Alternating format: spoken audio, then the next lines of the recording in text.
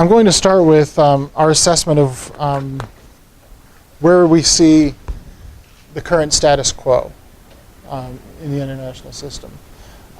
Basically, we see an international system that is defined by stability, that is defined by robust and powerful rule of law that the United States and other countries abide by, and that all countries benefit from. We generally refer to many of these benefits as public goods, which are generally defined as attributes of the international system that all countries can benefit from without diminishing their power, without diminishing their benefit. And generally speaking, the second point I wanted to make is that the international system as it's currently construed and the public goods that we currently enjoy are primarily provided by American power and the significant advantage of American power across all elements of national power to provide these public goods. So everything from a robust free trade arrangement in the region to open and stable global commons, to the powerful institutions that the United States helped establish and empower. All of these, to one degree or another, can be attributed to the efficacy and capability of American power to create and enforce them. And this, I wanted to point out what I think is a very important quote from NSC 68, which is generally thought of as the founding document of the Cold War and American strategy of containment against the Soviet Union, but I think had a very important lesson that still applies to our approach to the international system today and going forward, which is that our overall policy at the present time may be described as one designed to foster a world environment in which the American system can survive and flourish. And I think that at this point, 63 years later, we can describe this world environment as something that has allowed the American system to survive and flourish, up to the point where I would no longer even call it primarily an American system, but rather an international system that other countries benefit from, contribute to, and help sustain. But of course, I think, at least so far, primarily due to the dominant power of the United States. So we start off with that as a baseline, looking at where the international system is headed and what's going to change in the coming strategic environment. And basically what we see coming, especially in the Asia Pacific, is a rising multipolarity in which countries have more power, more wealth, and more military capability, so that their interests will probably expand in terms of ambition, and their capabilities to pursue and enforce these views and interests is going to increase in the coming years. On the left is a graph describing the rise of GDP of the major economies of Asia. This is, we can see the most dramatic, of course, being the rise of China and its GDP. But also I would point out to the tremendous rise of other economies such as India, Australia, and South Korea and Indonesia, all of whom have had rising economies in the last few years, especially compared to other major economic powers in the world. This graph included the United Kingdom, Brazil, and Germany as a benchmark for comparison's sake. So these countries have more capability, more wealth, because of their role, because of the benefits that they get from the international system, because of their integration into the global economy. And many of them are using this economic power to invest more in their militaries. So the graph on the right is a breakdown of global military investments in 2012. And this is actually a historic graph because for the first time in modern history, at least, what this graph represents is that for the first time in modern history, Asia is investing more in its militaries than Europe. And this is a bit of a turning point in global geopolitics. And many of these investments are being directed towards naval capabilities. In the next 20 years, the Asia-Pacific will comprise 26%, nearly $200 billion of global naval and maritime security shipbuilding, which represents a tremendous rise in its relative naval power compared to the rest of the region. This is going to include many capabilities such as 6 new aircraft carriers, 116 submarines, and 128 amphibious ships in the coming years. The largest builder of naval power in the future is going to be China, but South Korea and Japan will also have significant builds in its naval power. So what this means is that countries have more wealth, their interests are expanding, both geographically and in terms of ambition, and they're investing in the kinds of military capabilities that are necessary to enforce those expanding interests. So for the United States, this is a bit of a two-edged sword.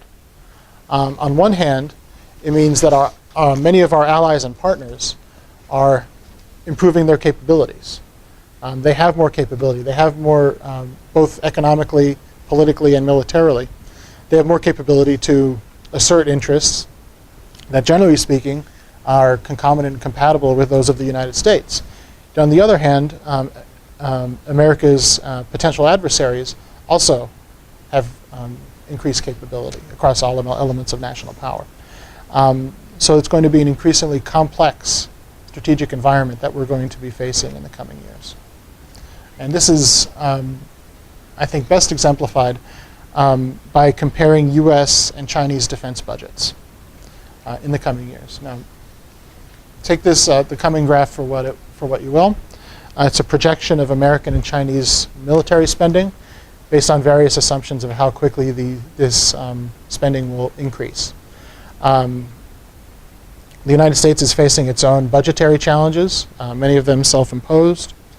And China has evidenced a willingness to significantly increase its defense budget every year for decades on end, which means that at some point, depending on your assumptions between 2025 and 2050, China will be spending more on its military than the United States, according to this graph, according to projections. And this exemplifies two trends that we identified in this study, and two trends that we're thinking about that forms the baseline of this. One, the rise of China being a challenge for the United States to consider to be part of our strategy as part of a broader range increase of military, political, and economic power across the region, but also the either absolute or relative constraint of American military power in the coming years. The point being that even if the United States is able to overcome its self-imposed budgetary constraints on its military, it will still face a relatively diminishing military capability because the rise of other Asian powers will likely come faster than that of America's expanding military capabilities.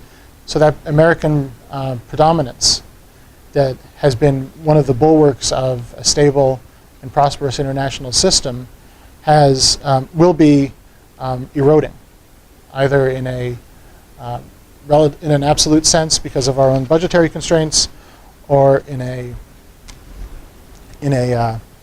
relative sense because of the rise of Asian powers. So if you look ahead, when we look ahead into the coming strategic environment, into the challenges that we're going to be facing, we're going to be seeing a bit of new and a bit of old. Managing the rise of China is going to continue to be one of the most challenging security imperatives, strategic imperatives of the coming year. Managing North Korea and hopefully figuring out a way to do away with that challenge will also likely continue for the foreseeable future. But there are also future challenges that we're going to have to address that aren't as pressing now as they will be in the future. And one that I wanted to highlight as an example is the need for humanitarian assistance and disaster relief capabilities, especially in South and Southeast Asia. Now, this is a map of population density in Southeast Asia. And what I wanted to highlight for you is that the areas of Southeast Asia, especially, that are the most dense, and that their populations will be increasing the most rapidly in the coming years, are the areas that are most vulnerable to tsunami, to hurricanes, and to rising sea levels because of climate change. I point you to the coastal areas of Indonesia, to the Delta region in Bangladesh. These are the areas where populations are rising most quickly, and they're the areas that are most vulnerable to natural disaster. So we expect that the kinds of humanitarian assistance and disaster relief capabilities traditionally primarily provided by the United States, we'll see an increase in demand for that kind of capability. So there's a bit of a perfect storm that we see coming in terms of demand for what has traditionally been American power. Demand for the public goods that American power has traditionally provided will be increasing in the coming years, but the supply of that capability will be decreasing, either in an absolute or a relative sense. And so this is the challenge, this is the problem that we're looking at NBR, and what we're trying to address with this project on alliances and partnerships. So what we're considering is a strategy by the United States to equip, enable, and encourage its allies and partners to play a more significant role in contributing to regional stability and other public goods. In a sense, to make up for the gap that we expect to see in American power in the coming years. And this is a very challenging, complex task that we have ahead of us. We recognize from the outset that our allies and partners, even those that we're closest to and that we've been working with for decades, have different views in terms of how they see the international system, how they see public goods, and the role that they want to play in the region as their capabilities increase. We understand that they face complex strategic calculations when it comes to working with the United States, in that they want to benefit from China's economic rise, as does the United States. And there are some in these countries who believe that working more closely with the United States on these sorts of initiatives could raise the ire of Beijing. And so this is a calculation that we need to think about and figure out how to work through. Part of that, I think, is that our recognition that many countries that, as they engage with China economically, want to assert their strategic sovereignty and sustain their autonomy. That trade dependence, that economic interdependence, often with China, raises concerns about Chinese assertiveness, and that countries are often looking to the United States to help maintain their sovereignty and strategic autonomy, in the forms of working with the United States for political support, for economic development and integration, but also for military support and cooperation. So this is the milieu that we expect to be inserting ourselves into. We're looking at a wide range of different relationships with countries throughout the Asia-Pacific, including our 5 treaty allies, as well as several partners that we've worked with, both traditional partners like Singapore and emerging partner relationships like countries like Vietnam, to see what roles they want to play in the region, how they view their calculation of working with China and the United States, and how the United States can help to encourage and equip them to play a more significant role in sustaining the international system and providing public goods to the benefit of the entire region. So I wanted to spend my last few minutes to talk about what are the implications of all of this, I think, for the Korean Peninsula. Now, with North Korea's recent stage of belligerence that we've just gotten through, hopefully, and a tremendous amount of focus on North Korea policy coming from here in Seoul, there are some who've said that Korea's global ambitions will necessarily recede. They say that all this talk of a global alliance, of Korea going global, will probably have to refocused into a more sustained and focused effort to North Korea. I actually think that this is a false choice. And this is what I think we can maybe begin our discussion. Obviously, I think for Korea's military, there's going to be a need to focus on North Korea predominantly for the foreseeable future. It's a tremendous security challenge. It's North Korea's primary, if not only security. It's South Korea's primary, if not only security challenge, and something that deserves a great deal of investment and focus from the South Korean military as well as the American military. But this discounts the importance of other elements of national power that South Korea can deploy and does deploy with considerable effectiveness. Korea's diplomatic weight, its economic heft, the importance of its overseas development assistance capabilities, of foreign investment coming from Korea should not be discounted, and I think plays a vital role in maintaining the international economic system, international rule of law, and areas that I think that we should no longer talk about whether or not Korea is going global. In this sense, Korea is global. And the United States, I think, should work with Korea on these elements of national power to make sure that they can buttress the kinds of international institutions and public goods that we both depend on, and I think may become increasingly challenged in the coming years. But even on the military side, this is going to be an important calculation for us to think about. That if South Korea is going to be more and more focused on North Korea, is going to remain completely focused on North Korea, there's going to be some impetus from the United States, I believe, to try to have more flexibility in its forces stationed in Korea to play a more regional role. And flexibility, of course, is a perennially contentious issue in the alliance relationship.